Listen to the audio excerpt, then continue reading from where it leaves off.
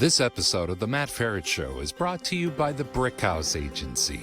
Brickhouse is a boutique independent health insurance agency that focuses on finding the right Medicare coverage for folks across the country. Matt's wife, Nikki, is the heart behind Brickhouse. She's great at making confusing things clear and is passionate about helping people find a Medicare insurance policy that suits their individual needs. To schedule a free one-on-one appointment with Nikki or a member of her team, head on over to brickhouseagency.com or simply call 844-844-6565 and someone will help you schedule a phone call or a Zoom meeting. The consultation is free because the insurance companies pay Brickhouse, not you. There's never any pressure or obligation to enroll. Your clearer, simpler Medicare journey is just a call or click away. brickhouseagency.com. Not affiliated with or endorsed by the government or federal Medicare program. Contacting Brickhouse Agency, LLC will direct you to a licensed insurance agent. Hello, everyone. This is Matt Feret, author of Prepare for Medicare and Prepare for Social Security Insiders Guidebooks and online course training series. Welcome to another episode of The Matt Feret Show, where I interview insiders and experts to help light a path to successful living in midlife, retirement, and beyond.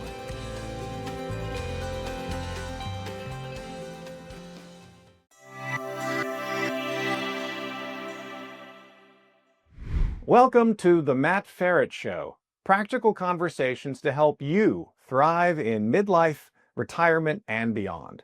I'm Matt Feret, author of books and courses on Medicare and Social Security, and a former healthcare executive with decades of insider experience. I use that experience to help people make clearer, smarter decisions about health, wealth, lifestyle, and caregiving. Each week, I sit down with experts, insiders, and fascinating people to explore what it really takes to thrive, finding purpose, building stronger relationships, and creating a sense of meaning and community in the second half of life. Together, we'll light the path towards your wealth, wisdom, and wellness. Welcome to the conversation. Hey, everybody, it's Matt. Maybe you've done this, because I sure have. Let's say you're doom scrolling on Instagram and you see these posts or these reels. Sold everything and moved to Portugal. Retired at 58 and traveling the world. Or left corporate and found my purpose. And for a second you think, geez, why can't that be me? And then reality kicks in. What about aging parents who need me? What about adult kids who still lean on me? What about the mortgage? What about this identity, even if you don't call it that, this identity I've built over 30, 40 years? All these transitions and pictures look glamorous online, but in real life, they're messy. Maybe you were laid off at 57 unexpectedly. Maybe you were laid off at 47. Maybe you stepped away voluntarily. Maybe you retired and instead of relief, you felt restless. Maybe you're still working, but quietly wondering if this is all there is. For high achievers especially, identity gets really tightly wired to performance, metrics, relevance at work, and being needed. So when that structure shifts, and even if your finances work, something deeper still feels unsettled. Today's conversation isn't about selling everything and moving to Portugal. It's about what happens when the old definition of success no longer fits and how to design what comes next in the real world with real responsibilities. My esteemed guest today is Johanna Danaher, founder and chief energy officer, which is an awesome title, of Anchor to Aspire, which is a coaching practice focused on helping high-achieving professionals navigate major life and career transitions. After more than 25 years leading global talent, culture, and leadership strategy at Pfizer, Johanna understands firsthand how deeply identity can become intertwined in a career, and a title, and a W-2, and how destabilizing it can feel when that chapter shifts or ends. Today, she works with executives, pre-retirees, midlife professionals, and just plain old high performers who are navigating reinvention, whether they call it that or not, and whether that's a retirement, a layoff, just plain old burnout, empty nest, or simply the realization that the old playbook no longer fits? Johanna, welcome to the Matt Feret Show. Wonderful, and thank you so much for having me here. I'm really excited to dive into this conversation about reinvention. I am as well. And like I said, that's an awesome title you gave yourself. I have to come up with something cool like that someday. I love it. So tell us, I obviously gave an intro, but in your words, what do you do now and how long have you been doing this? And what led you from a 25-year corporate career in leadership into coaching people through these life transitions? Yeah, so great question, right? I had a major life transition myself. My role was eliminated after 25 years. And so I was kind of pushed out of the nest, so to speak, and had an opportunity to really ask myself that question that I think many of us are asking is well, what next? And I had spent a lot of time at Pfizer leading some of the efforts around corporate coaching. So executive coaching, career coaching, leadership coaching, and I knew that that was something that was aligned to my passion.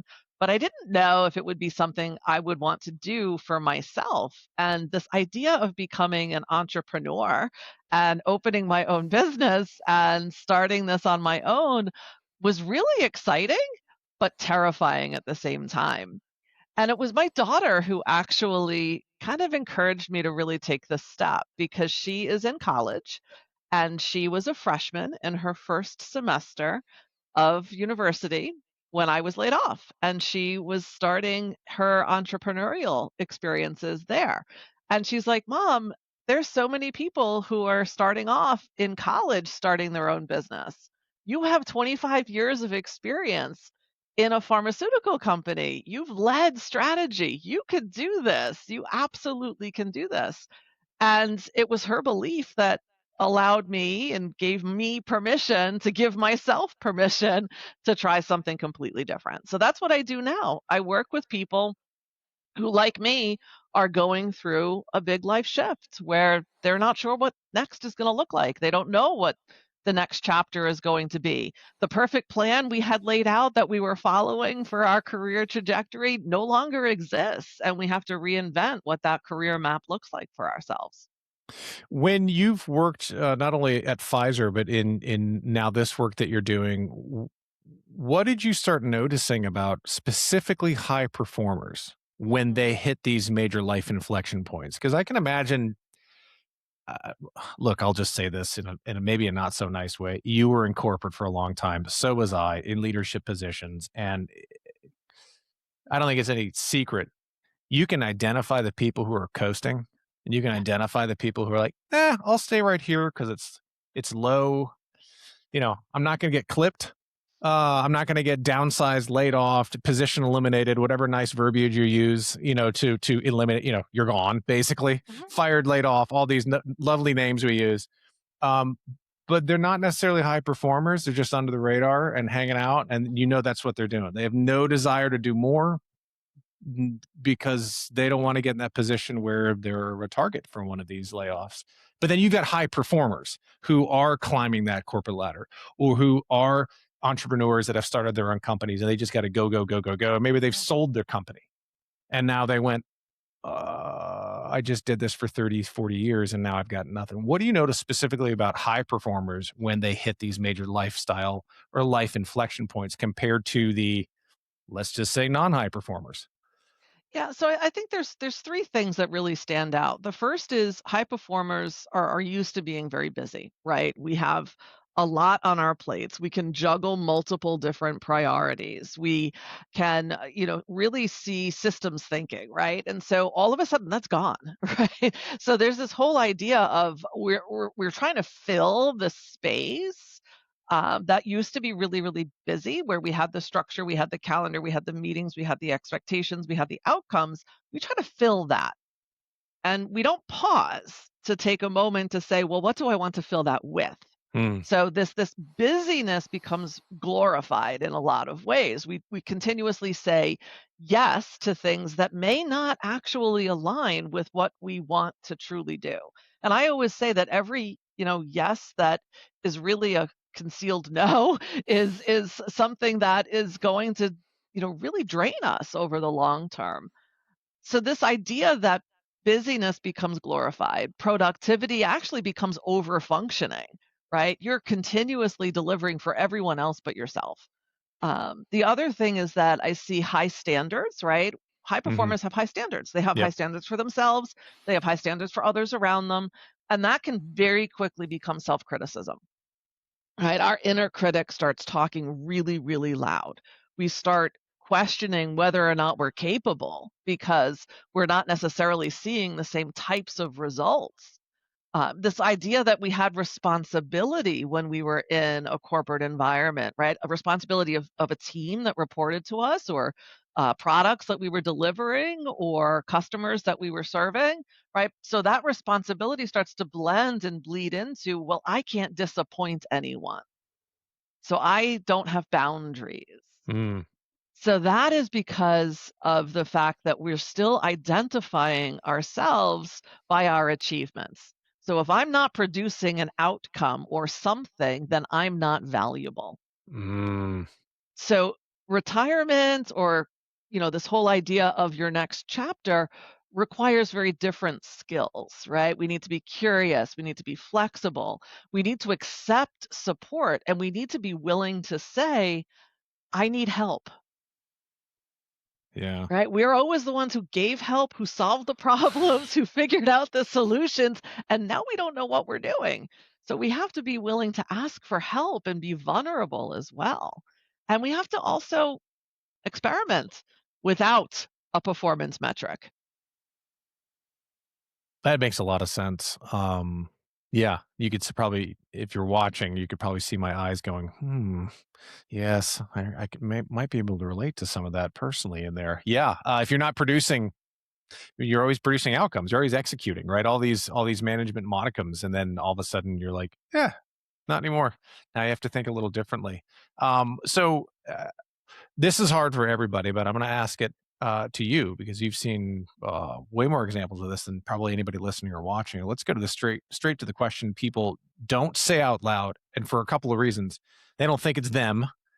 They don't like to think of themselves as this way, or they quietly know it but just don't want to say it out loud. Who am I without my job? Yeah. Um, yeah, that's a great question. And I'm laughing because I'm still trying to answer that question myself. And it's been, 18 months since my role was eliminated. So who am I? I'm Johanna. Simply, I'm Johanna. I'm a person who is inspired by nature. I'm a person who loves to be in a collaborative space with others.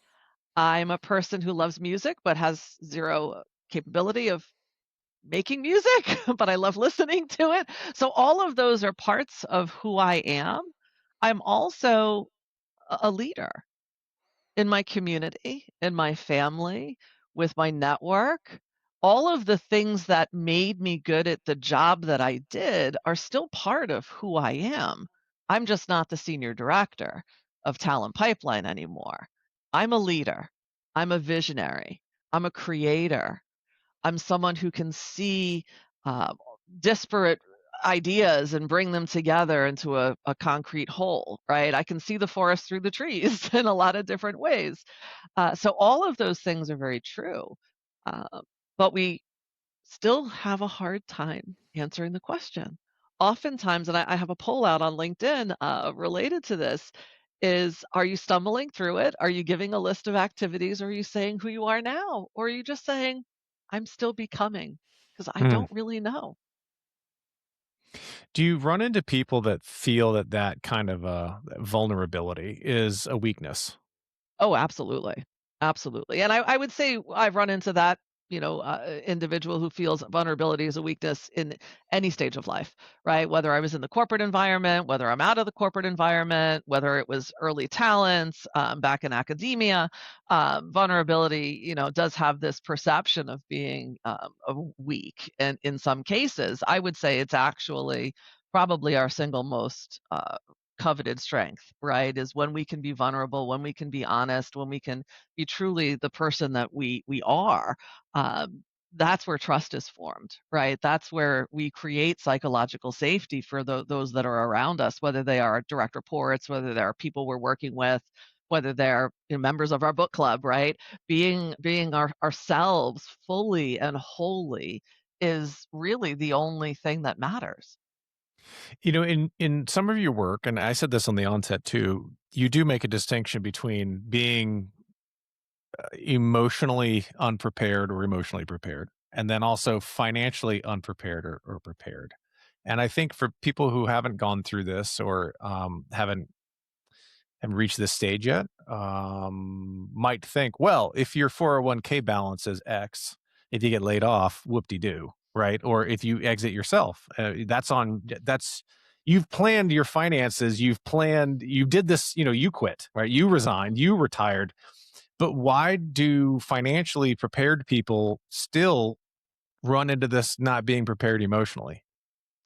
I think there's a couple of things, right? Because we're taught that the structure that we have in place is all we need, right? And we've also been taught, and at least this is an adage I have heard in my career and growing up, is that you leave your emotions at the door. There's no room for emotions in the workplace, right? So we've operated in this way that we don't necessarily talk about how we're truly feeling.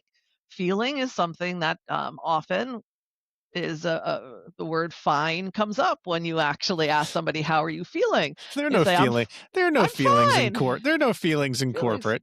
no feelings in corporate, and fine stands for feelings inside not expressed, right? So those are Yeah. the things that are actually there that are controlling us, that without acknowledging our feelings, right, or our emotions can then tend to hijack us, and all of a sudden we're operating from a default pattern versus conscious choice. Right. So the whole idea is that the more that we understand how we're feeling in this moment, embracing those emotions, and really give ourselves the permission to feel things, then we're able to really operate from a different space. Otherwise, it's feeling like this is happening to me versus this is actually from choice, right? And that happens to us in just about any environment, and we're human, right? It's supposed to happen. There's something that triggers us. We automatically fall into a protection cycle, right? That leads to a certain emotions and certain thoughts and certain behaviors, and it reinforces itself. But what we have to do when we're approaching sort of retirement is actually give ourselves the space to really emotionally connect with, what am I leaving? Whether it was I'm losing this because my role was eliminated, or whether it is I'm losing something and I'm leaving something and putting it behind me because I'm choosing to retire. Mhm. So what am I leaving? And grieve that, because there is a loss there. It's not going to be the same on the Monday morning, the first day after your last day of work, right? You're not going to have the calendar. You're not going to have the 100 Teams pings or the Slack channel to connect with. So there is going to be loss. So you have to give yourself the space to recognize that, to grieve it. And then you also have to ask yourself, well, what emotions do I want to carry forward into this next chapter? What do I want to create more space for? And sometimes that can come with fear, right? But sometimes that can also come with excitement. I mean, I think it's very, even if people say, I mean, again, thinking about high achievers, and that's it's not always the same. But like, I'm going to sit on my front porch on the rocker and go fishing. Yeah, some people can be very happy doing that. Not a lot of the Mhm. people in my network either. Probably not yours. But you hear these things like get out there and volunteer and go sit on a board at the Humane Society, and now you're going to join the women's club at church that you've wanted to do for 30 years. But they meet on Wednesdays at 10, and you can't do that. And all these little kind of keep busy things.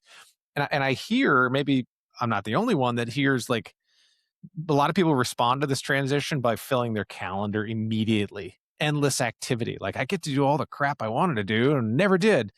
And I've had other guests on before say the whole travel thing is a part of that, because they're like, Mhm. okay, well, if you have a bucket list and then you travel for 2 years and then your bucket's done, now what?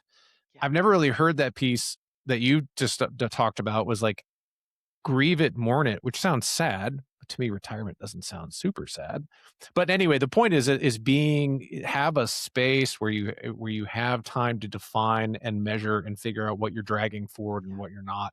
Why do so many high achievers rush to stay busy? Ooh. I think it's because of the discomfort with that emotion that we talked about before, and it's also because we've we've we measure ourselves back to how the job, right? Were we doing a job? Most of us, anyone, whether you're a high achiever or not, is doing a job because we feel motivated and that it's meaningful, right? So we're in a space, we're delivering something because it speaks to our sort of energy of purpose, right? We're connected to that purpose. That's gone. So we try to figure out what do we want to anchor on again, right? So what gives our life meaning at this point in time? And if we haven't stepped back and asked ourselves that question, we start filling the calendar with things that have this maybe superficial meaning or the supposed to do this perception, right? And instead, the most important thing that I've done is actually redoing a values assessment. So Mm. sometimes many of us may have done a values assessment earlier in our career to understand the values that guide us. Some of us may never have done that. It is one of the most insightful things to be able to do. What value do I want to carry forward? Right? For me, you probably have 2 or 3 core guiding values. Some people may have up to 5. I wouldn't say more than that because that's realistic, right? So really relooking at your values and understanding how everything that comes on your calendar aligns to that value. Because if it doesn't, that means you're leaking your energy out. Doing something, giving energy to something that's just not fully aligned with your sense of personal purpose and sense of meaning. So figure out what your values are and then use those values as the first line to assess anything that you're saying yes to.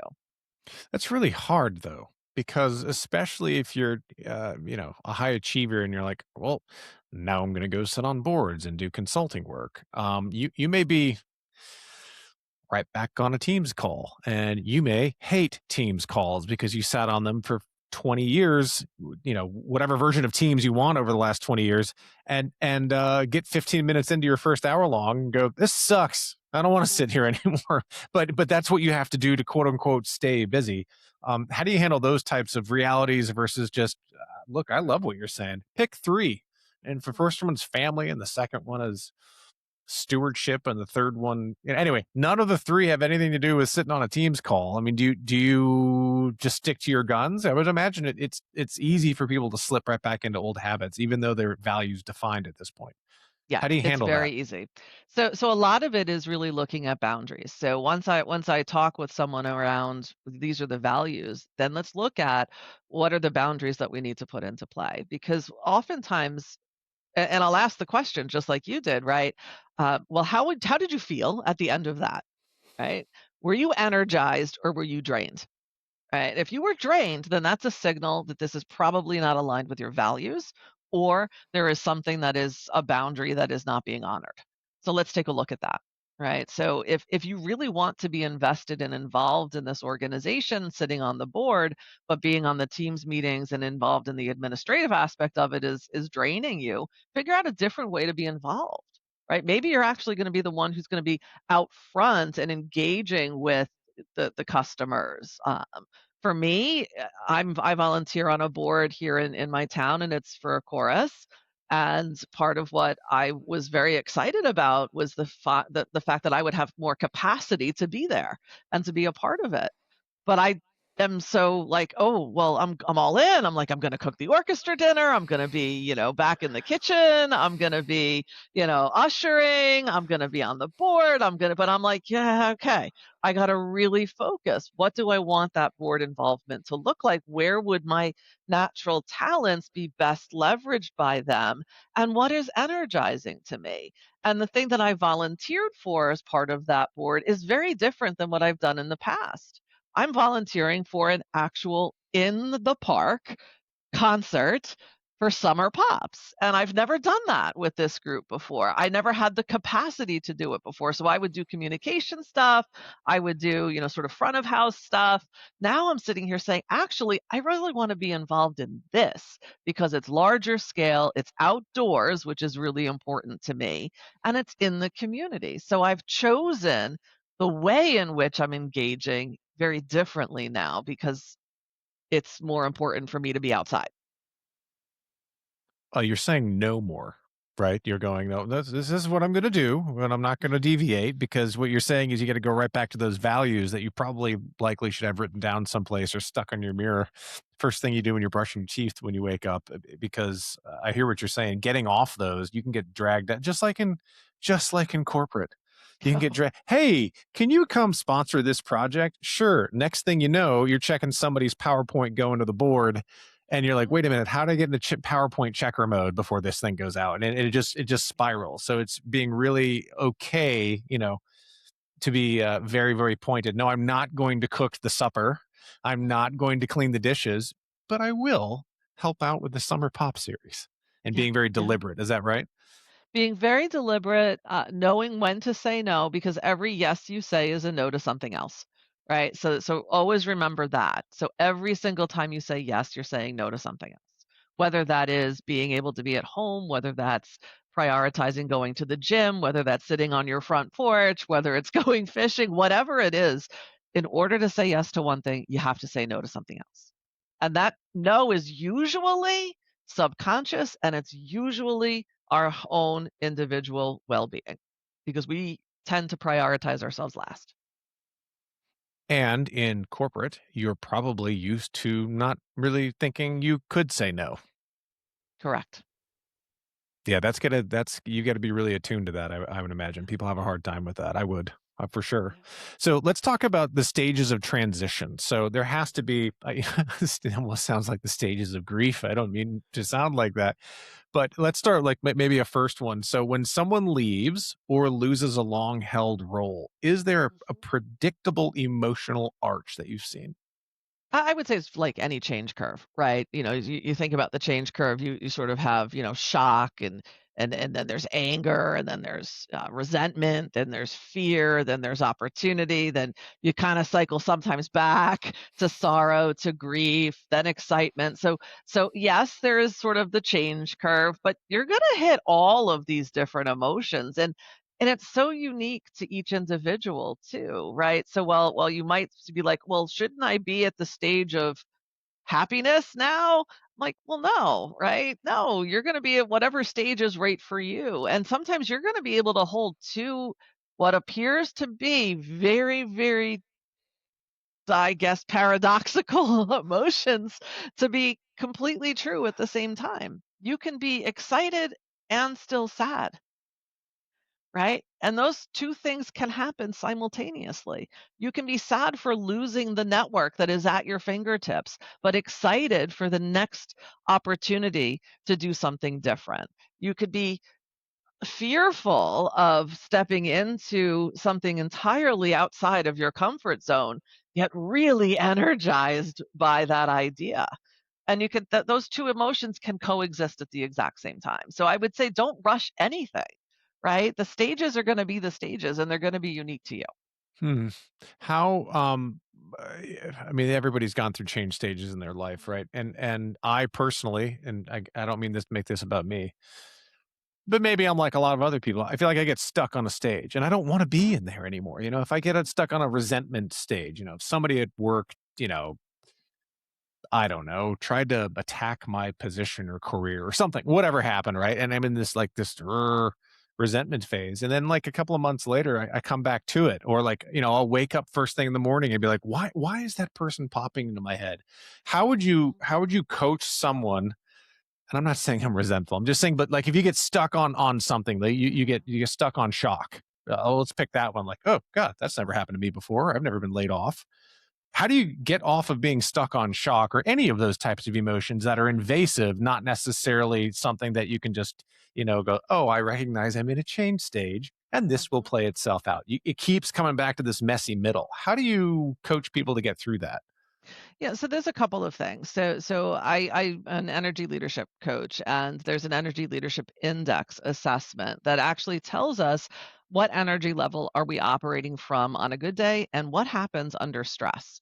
And so Huh. you start to see numerically where are you and what are the things that are driving you. So truly getting understanding as to what the trigger is that is actually pushing you into that space, right? That's a more catabolic response of either victimhood or anger or even rationalization or toleration. And then looking at how do you leverage other areas of strength that are in your profile to pull you out. Right. So recognizing when you're there is the first thing that we talk about. Because oftentimes it can also be subconscious, right? We don't recognize that we're actually in that space. And we're in that cycle, right? We're in the cycle of it's somebody else's fault. I'm putting blame elsewhere. It's not my fault. It's external to me when it really is internal. So the first thing is acknowledge, validate, and accept where we are, right? And so the acceptance process is one that's hard, but it is one that we have to talk through, and we have to really think about.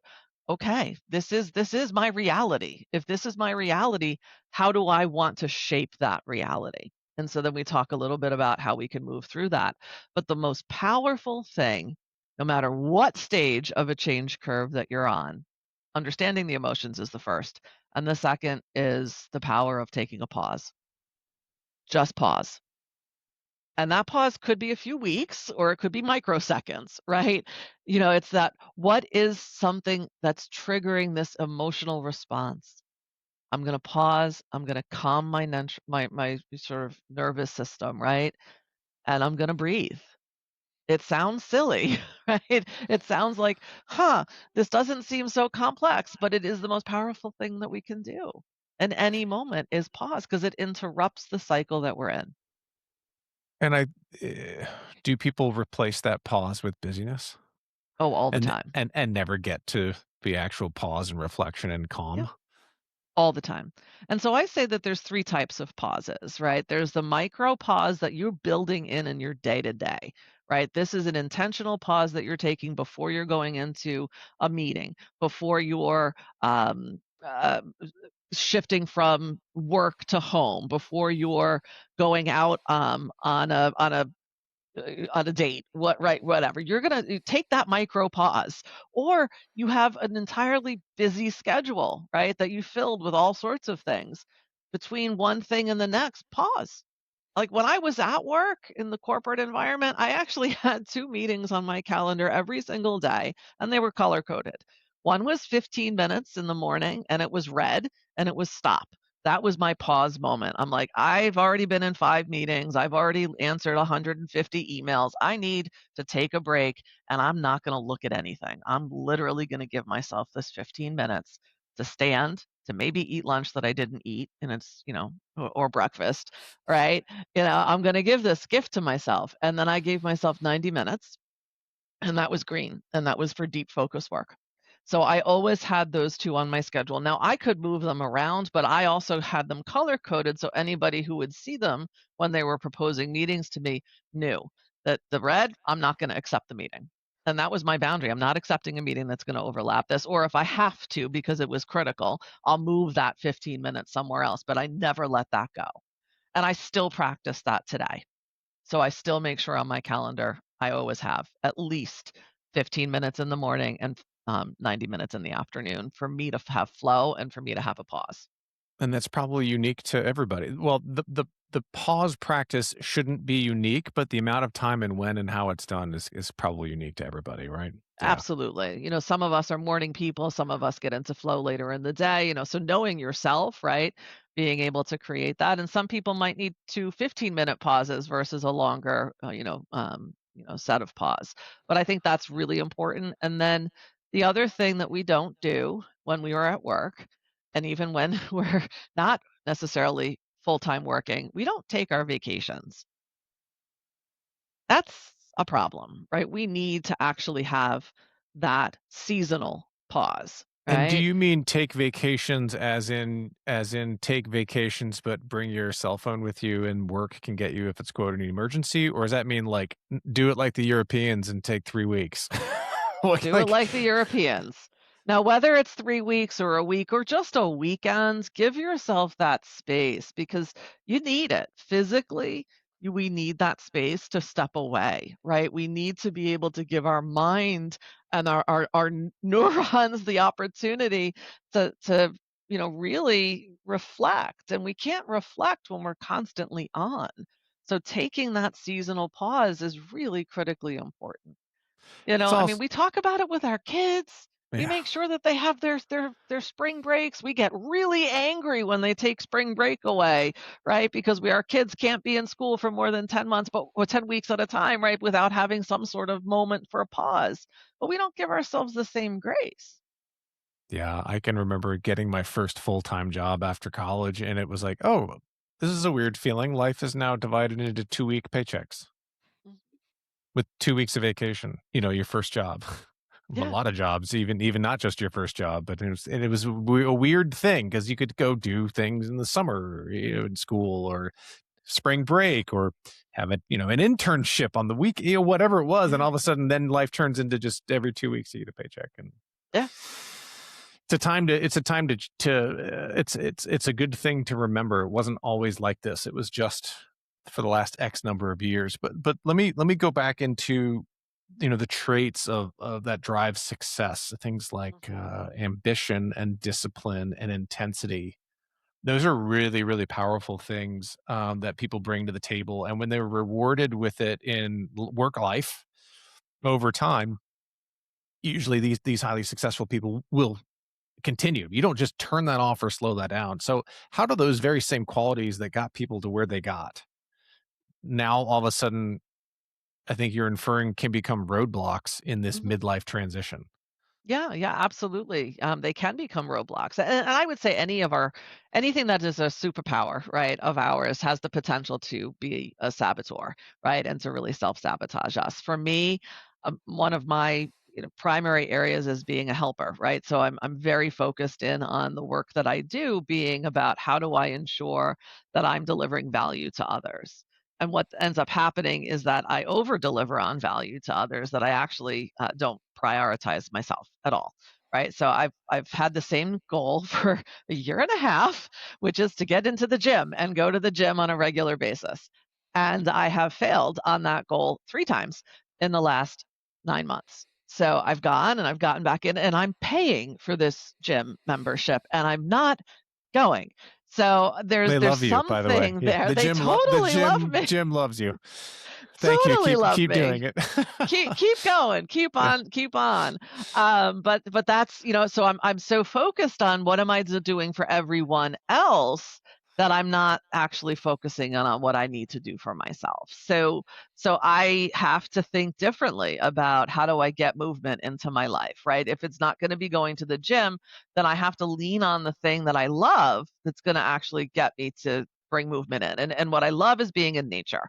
And I love going out for walks and for hikes and being walking along the coastline, right? So I'm structuring my days to ensure that I get that.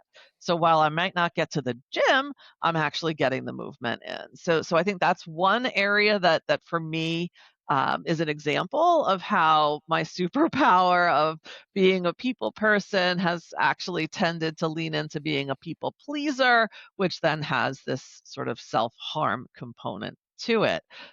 Others are, those of us who were very skilled at project management, right? We had execution timelines and timetables, and we were able to really put together, agile teams or however we were executing on this work. Sometimes that can actually get us into a space where we're now a stickler for sort of rules and regulations. And like we make dinner at 5 o'clock every day or 10 o'clock every day or whatever it may be, right? All of a sudden, these things that were enabling us to do our work are actually getting in our way in our home life or in our business life. Yeah. How about some more examples for people like to think about this in that way, which is when you're a high achiever, you were rewarded for a really long time for doing things a certain way. When that again, going back to what you talked about earlier, is that you have to be values aligned, which sounds easier than it is because you have to first define your values. When was the last time anybody really sat down and thought about that for more than 5 minutes and wrote it on a sticky note? Maybe during an HR exercise once a year at a retreat, sure. But I mean, like, that also has a tinge of HRness to it, and you're a corporate, so you can't really do it like that. But if you move into that kind of that values into purpose, and not to sound again too much like an Instagram dooms scrolling session, but values, purpose, but that can, I would imagine, really easily turn into pressure. Yeah. So what does that look like when you've got those values, you've got your purpose mapped out, but then all of a sudden now you got this pressure? That doesn't feel good. How do you make that? How am I supposed to think about that? Yeah, and it's a great point, right? Because high achievers will also put that pressure on ourselves, right? Right, So, right. so we're the ones who are creating that particular cycle. This is where that boundary setting comes in. And so, what I do is I work with my clients to say, okay, so what does it look like when this value is being honored? And what does it look like when this value is not being honored? So we have to understand that, right? So what does that feel like for you? And what is an example of how that comes to life? And then we have to sit down and say, okay, let's put some boundaries in place, right? Whether that's time, whether that's commitments, whether that's expectations with your loved ones, whether that is whatever. There's like eight or nine different types of boundaries that we would actually spend time on, and they're relevant to that particular type of value. But boundary setting is really hard, especially for high achievers, right? We've always been rewarded for output. And then to set a boundary that says, well, I'm not going to do that, or I'm going to say no, that feels like we're actually punishing ourselves. But we're actually rewarding ourselves because we're giving ourselves the time and the capacity to be able to do the things that matter most. Right? Time Yeah. is finite, right? Energy and the energy that we bring is something that's renewable. Energy So is capacity to do work. So how can people then how can high achievers keep their drive? I mean, which is really what we're talking about here, right? Is go, go, go, achieve, execute, execute. How can someone keep their drive yet without letting it define them in these stages? Mm. If I had the answer to that, I Because think I I'm think still figuring that one out myself, to be well, honest. fair, because it's really, I mean, I would imagine it's very difficult to make that kind of transition where you're just going and it's like, no, you don't necessarily have, you get to pick and choose a little more. Mhm. You don't Yeah. necessarily have to do all that. And then you might feel lazy, right? Which Mhm. gets back to the busyness. We're going to be busy. Oh, I got to get something done. What am I doing? I got to well, if I got to mow the lawn, it's got to be freaking perfect. It's got to be the best lawn on maybe you just never get over that. But either which way, there's that drive piece that I think is a component here, that high achievers are driven people and they just feel like they have to put their energy towards someplace. And you said earlier, no, you should pause during these transitions and stop. Like, don't do what you were doing. Take a beat, take a moment and think about what's next, because it will be different. You may be that driven, but you may not be able to apply that drive in the way that you did before. And you may not want to. And I think the other thing that, comes to mind as you were talking is judgment. We And judge ourselves and we put judgment on every situation that we're in. So if we could actually live a life of non-judgment, right, where we're not judging it as good or bad, then that actually gives us more freedom and capacity, right? So when we judge something, we're already putting criteria in place. If we remove that and we sit back and we say, I'm not going to judge whether or not I'm doing the right thing. Well, right by whose definition, right? So it doesn't matter whether it's the right way, as long as it's your way, right? But that's hard. It's very hard. We've been taught to have judgment, right? We've been taught to just have discernment. We've been taught to evaluate options and be incredibly decisive. And then mhm. all of a sudden, now we're in this new world, in this new chapter, and we're being encouraged to remove judgment. Right? Because once we start judging it, we're going to put a qualifier on it. This was bad. This was good. And then that's going to lead into I'm failing or I'm succeeding. So Yep. removing judgment is also really important. It's really tough work. It is. But it's the Um, most important work, getting to know ourselves. yeah, it's easy to be defined by careers and jobs and titles and work. And then when you don't necessarily have that, voluntarily or involuntarily, it's a lot of work. And it's under stress. And a lot of your work has also centered around understanding kind of that energy under stress, because what you're talking about is transitions through these types of changes. What happens neurologically or psychology, from a psychology standpoint, when someone feels that identity threatened? Ooh. Um, well, we automatically, right, we go into protection mode, right? So you think about any threat that comes at us from a physiological perspective, it's going to trigger sort of our fight or flight, right, sense and state. And that's normal, right? It's completely natural, right? This threat is like the proverbial mountain lion that's going to eat us, right? So Mhm. our bodies, our minds, our nervous system is automatically going to go into, how do I protect myself? And that protection cycle is one that runs on autopilot, right? I have to protect myself.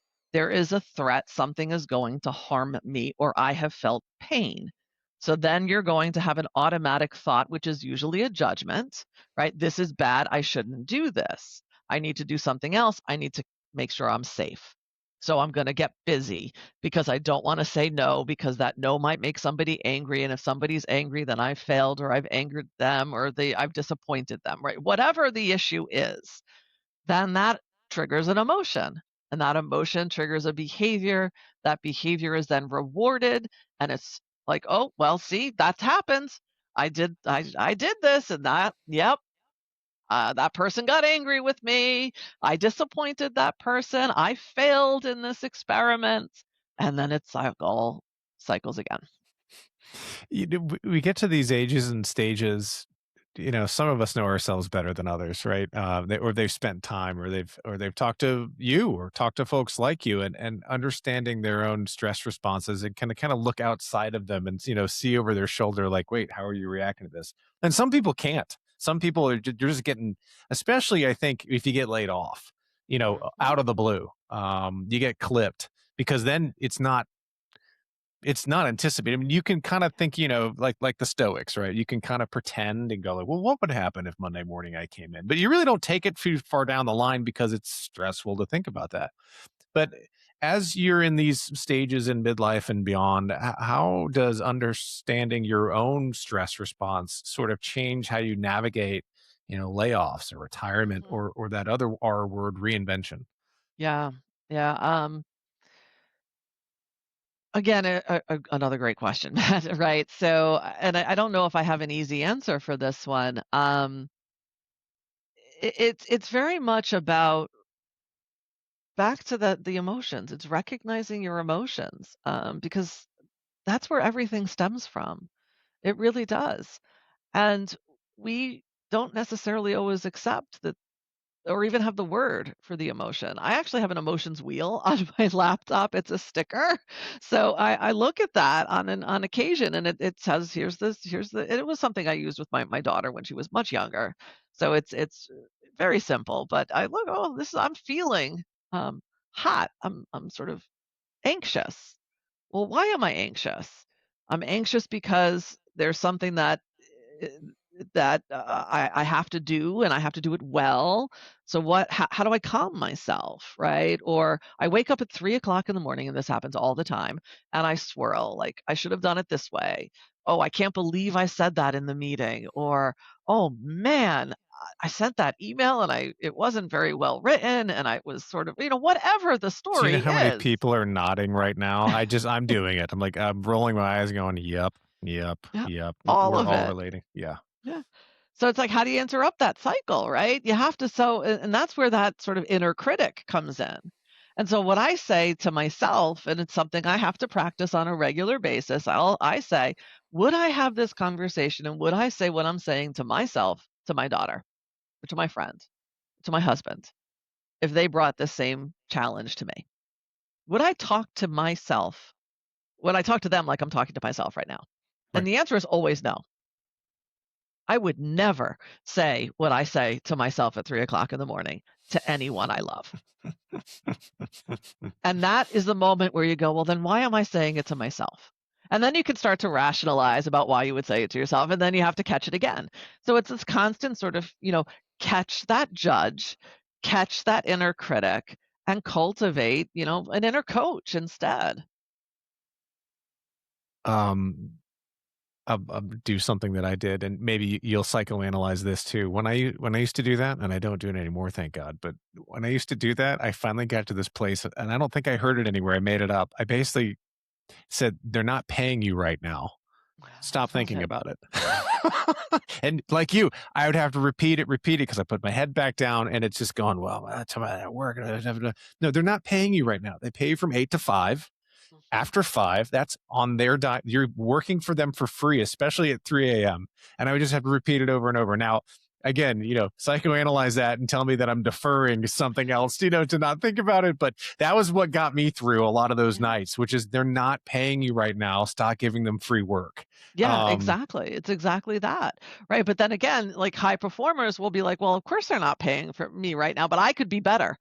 Right. Right.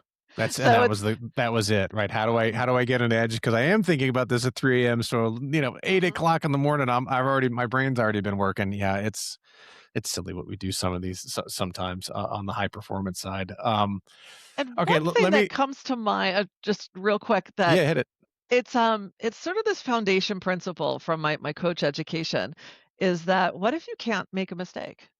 What if you can't ever make a mistake?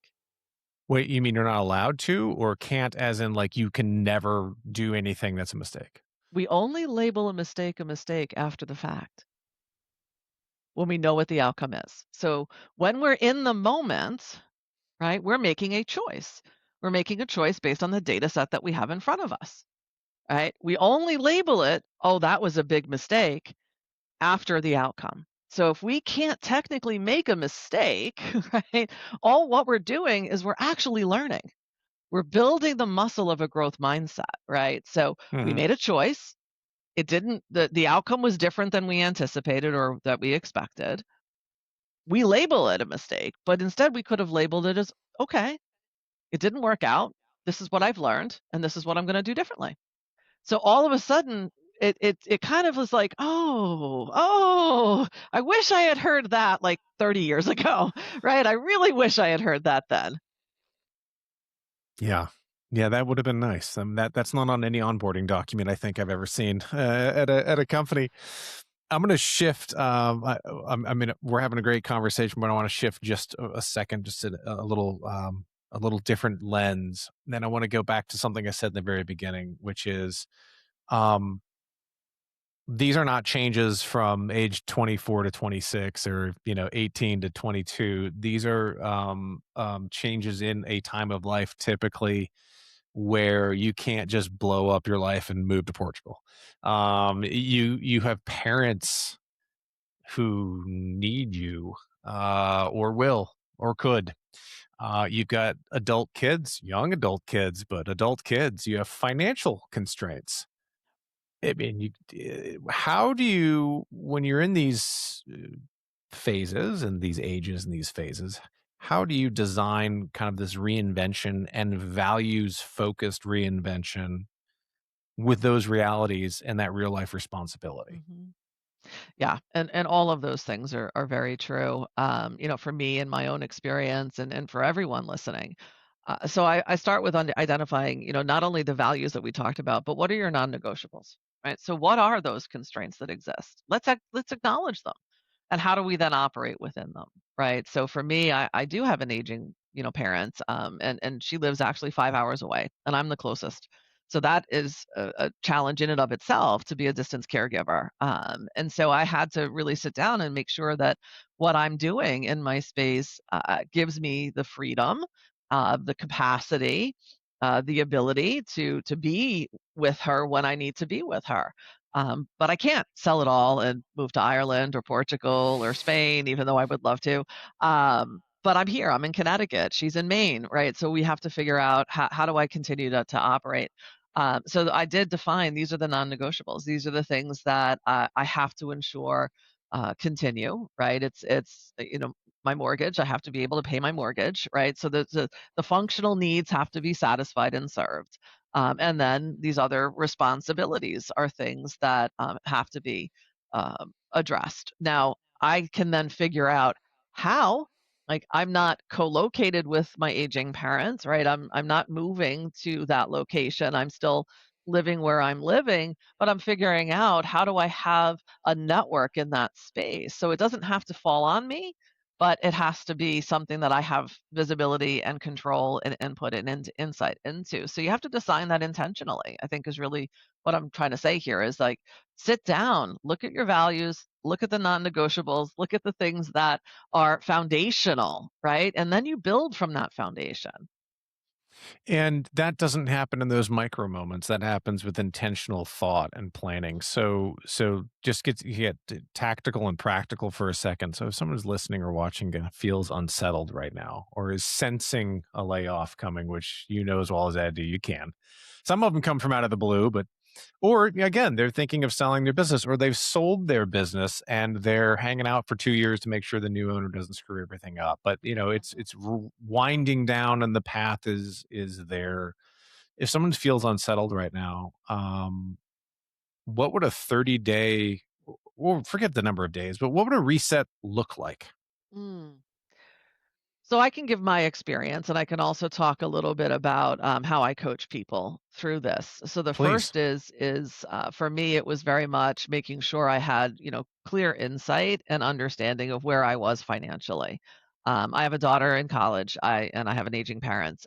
My husband also left his career, and he's also retiring at the same time that my role was eliminated. So we really had to spend some time making sure that we understood and setting up a very specific budget for our family going forward, which was going to be very different than what it was before, because we're in a very different, stage, right? And we were double income, and now we are, not double income. So it's making sure that you really have that clarity of, what does this mean for me now? And what is it that I can operate within from that perspective. So sit down, do your finances, talk to a financial advisor. If you don't have one, just make sure that you really have clarity on where you stand from a financial perspective. If you're in the US, also another consideration is medical care, right? So what is your medical coverage? So you have to make sure that you're understanding, what are the options available to you, right? There's, Medicare and Medicaid, depending upon your eligibility criteria. So really get to understand what that looks like. So those are the fundamentals, right?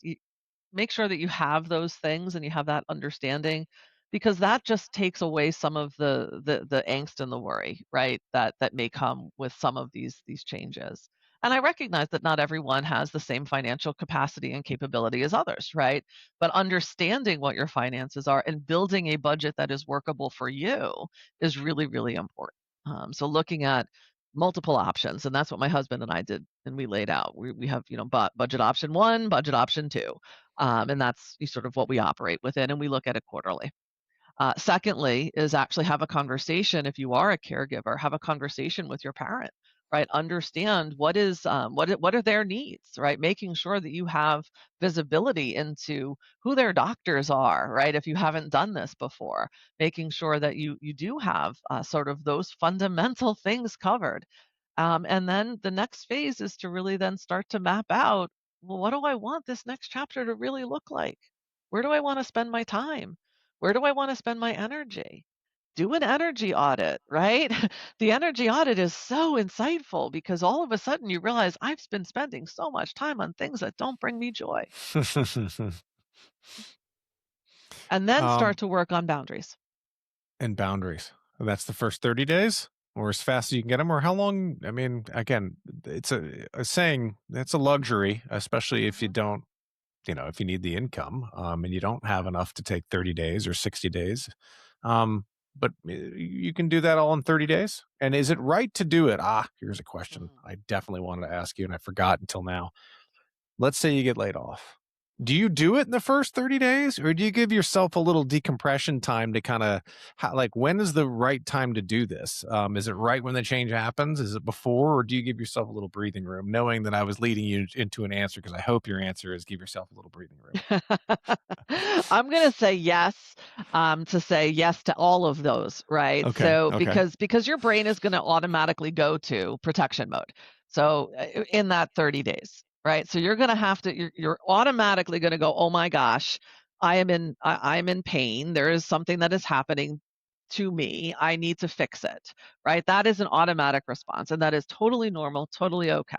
Right? We want to interrupt that by taking the pause, giving ourselves a little bit of breathing room. But we also want to keep coming back to this. This shouldn't be a once and done type Mhm. of thing either, right? You should constantly be looking, are these new things that I'm doing still bringing me joy, still aligned with my purpose? So asking yourself this on a regular basis. No, not saying every Monday, right? But just, continuously asking yourself and just checking in with yourself. Is it bringing me joy, or am I falling into a repeatable trap of overdoing? And would you give the same advice to someone who is retired and had planned this and went, okay, on June 1st, I'm not working anymore?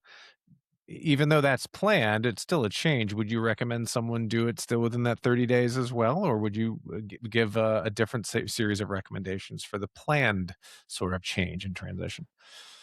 I think for me it's all the same because you have to you won't know, right?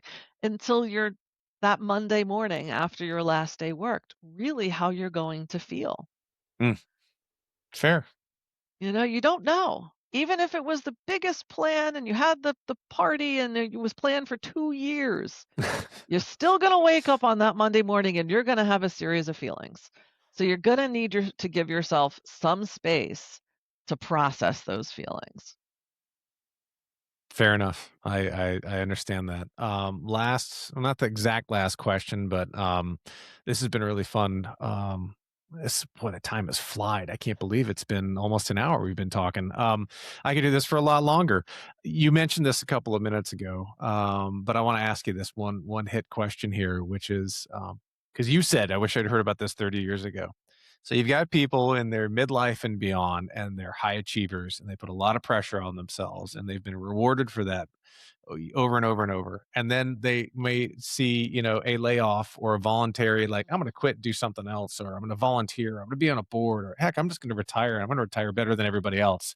I'm going to scratch golf, whatever those things are. Travel the world, scratch golfer. Like it's goal, goal, goal, achieve, achieve, achieve, execute, execute, execute. I don't know that you're going to, talk anybody out of this at age 60, if that's the way they're going to be. But what do you wish high achievers understood earlier in their careers and even earlier in their lives from what you've seen? What do you wish they understood earlier about self-worth and success? Mm, mm, great question. Um, Thanks. Sorry. yeah, no, It's a hard one, I know. it's a very hard one, right? Success is there's outward definitions of what success looks like, Oh, yeah. but the only one that matters is what does success look like for you. And so what is successful for me and what I define as success is going to be very different than what you do and what my daughter says or my husband says or my friends say. So really getting to know your own success definition is probably really, really critical. And I wish I had done that much earlier in my life because I was always chasing what somebody else defined as success. Now, if I could go back and do it all over again, probably wouldn't have stayed 25 years in my corporate career. Probably wouldn't have even gone into the corporate career. I would have stayed working in a bookstore on the coast of Maine, but I didn't.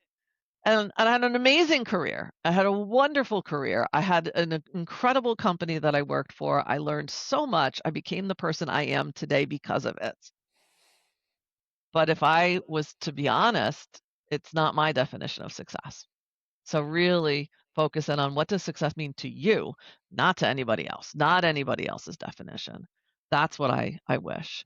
And self-worth, well, self-worth is defined by you. Yep. I'm right there with you. I'm right there with you. Maybe not a bookstore off the coast of Maine, but I'm I'm I'm I'm right there with you. Look, this has been awesome. Where can people learn more about what you do and about your work and how to engage with you? The best place to find me is actually on LinkedIn. So I'm very active on LinkedIn, under LinkedIn, Johanna Danaher.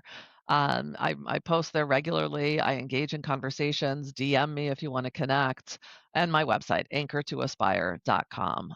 But definitely, either one of those places is the best place to get to me. Thank you, and I'll put those links on the episode page on the website as well, or come find find Johanna on LinkedIn or find me because I just sent her an invite like 3 hours ago. I haven't seen if you'd accepted it, but I did. So anyway, we'll figure each other out and we'll find each other.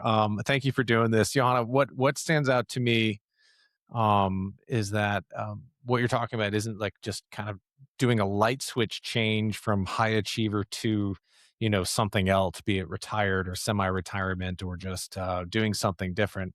Nor is it about like abandoning responsibility to others, your family, but not, and your budget, but also your own.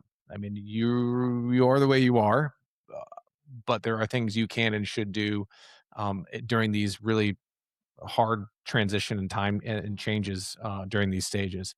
It's also not about chasing Instagram versions of reinvention, although maybe, I don't know, whatever. Go sell everything and buy a van and let us know. Come on the show and let us know how it goes. But I think your point is designing the next chapter or chapters intentionally with awareness of your energy and your values, Mhm. and also not forgetting about your real life circumstances. I mean, Yeah. this isn't just a 3 values and then go off to Tahiti. This is 3 values and, oh yeah, mom Mhm. and daughter and son, and let's make sure we're not abandoning some of those values by just doing what we want and how we need to, or what we think we need to do.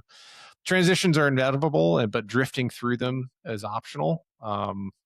I know, but that's a choice. And to everybody listening or watching, thinking proactively about who you want to become is tough work, and it can seem a little hokey.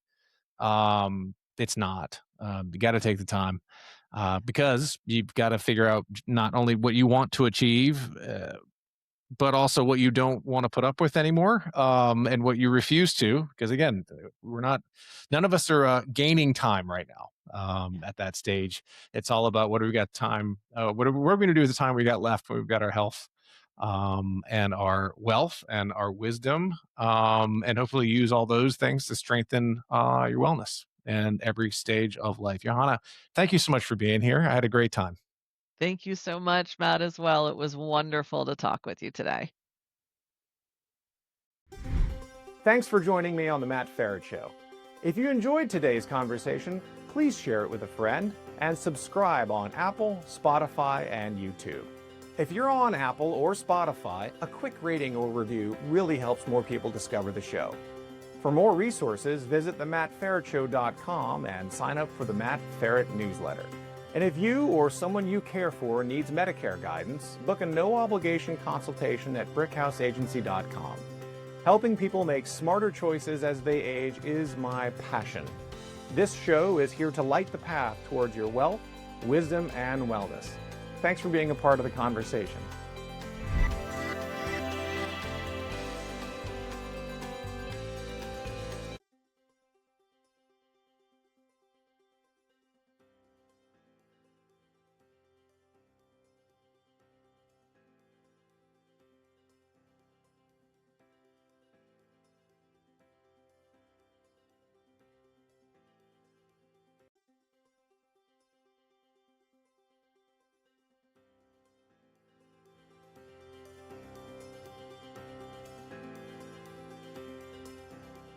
The Matt Feret Show, related content, publications, and MF Media LLC is in no way associated, endorsed, or authorized by any governmental agency, including the Social Security Administration, the Department of Health and Human Services, or the Centers for Medicare and Medicaid Services.